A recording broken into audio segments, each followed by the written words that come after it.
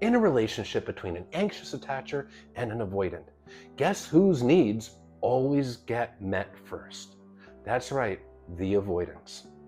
The anxious person wants connection.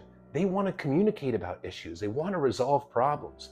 The avoidant wants to avoid the issue, so they pull away. And it's the anxious person that's told, just give them space. They need space. So the anxious person gives the avoidant what they need, space, stepping back, not communicating their needs, not holding boundaries with the avoidant, neglecting their own feelings and wants to prevent the avoidant from running from the relationship. Well, the avoidant gets their needs met, but the anxious person does not, and they never get to have that conversation.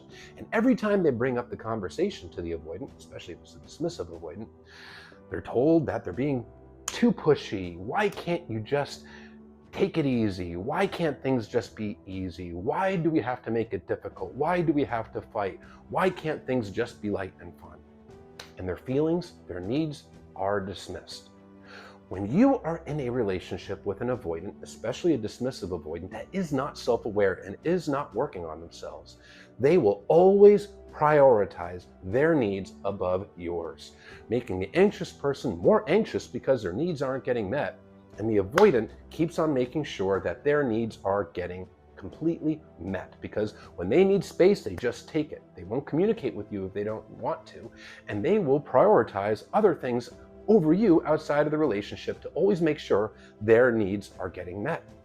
And this is because avoidants, especially dismissive avoidants, from childhood have been programmed to only look at themselves, to only focus on what their wants, needs, feelings, and fears are. A dismissive avoidant that is not working on themselves doesn't even have the capacity to actually consider the needs or feelings of their partner. It's all inherently about them. Now, early at a young age, they were often thrust into adult-like roles before they were ready, and their own emotional needs were never met in childhood. So they learned that the only person that they can rely on for their needs to get met is themselves. So they become trained to be entirely self-focused. Me, me, me. And this is one of the reasons why they are emotionally unavailable to you in a relationship. The two core components of emotional availability are A, the ability and the willingness to create and form deep emotional bonds, a deep love and a deep connection, and B, the ability and the willingness to empathize with your partner, to care about your partner's wants, needs, feelings, and share their emotions. Well, since they're programmed to essentially only focus on themselves, they're not empathizing with your needs or your feelings. And that shows when they consistently make sure that their needs are being taken care of and they're not addressing yours. And this dynamic will continue and continue and continue as long as the more anxious person does not hold boundaries with the avoidant. Boundaries are the key out of this. It's either going to help fix the relationship or end the relationship, but it will end this unhealthy dynamic where the more anxious person is getting neglected. Boundaries are your limits of what you want, what you don't want, what you need, what you don't need, what you'll tolerate, what you won't tolerate, what your expectations are. When your needs aren't getting met, rather than walking on eggshells and tiptoeing around the avoidant to prevent them from leaving the relationship, communicate your needs, hold your boundaries, set your limits. Yes, it might cause them to exit the relationship.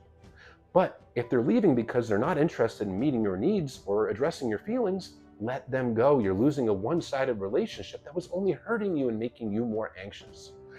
But it does give them an opportunity to address your needs and make corrections, because if at some level they do care about you and they really do want to work it and they don't want to lose you, they will make a course correction to make sure that they are showing up for you and doing the work that they need to on their side.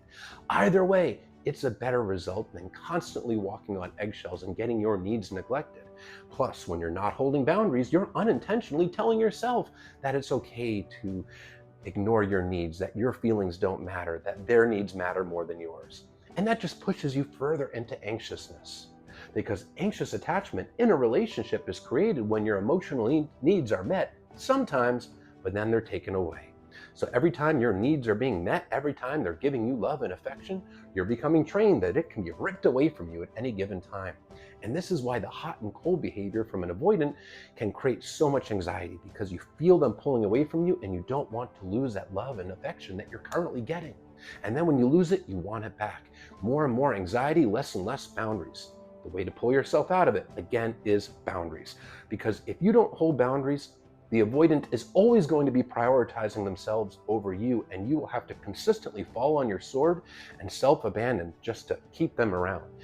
And even then, it's no guarantee that they're going to stay. You're likely just delaying the inevitable failure of the relationship. But now you've spent more time and emotional energy into them, investing into them when they weren't into you, making the failure of the relationship that much more painful.